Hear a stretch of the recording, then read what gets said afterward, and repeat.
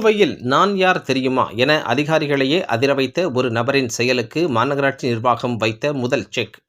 கோவை மாநகராட்சிக்கு சொந்தமான 10 கோடி ரூபாய் மதிப்புள்ள நிலத்தை மீட்டதுடன் ஆக்கிரமிப்பு செய்யப்பட்டிருந்த சொகுசு மதில் சுவர்களையும் மாநகராட்சி அதிகாரிகள் தரைமட்டமாக்கினர்.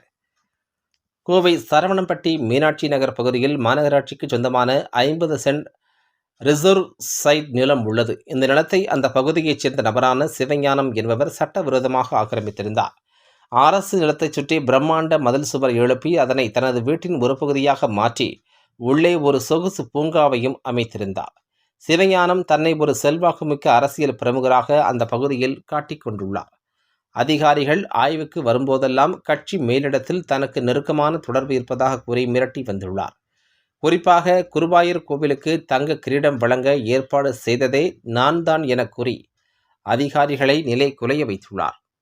இந்த நிலையில் மாநகராட்சி சொத்து பற்றி அறிந்த மாநகராட்சி ஆணையர் சிவகுரு பிரபாகரன், யார் என்ன சொன்னாலும் அதிகாரிகள் அடிபணியக்கூடாது, அவை அரசின் சொத்துக்கள், ஆக்கிரமிப்புக்கு துணை போகக்கூடாது என அதிரடி உத்தரவிட்டார்.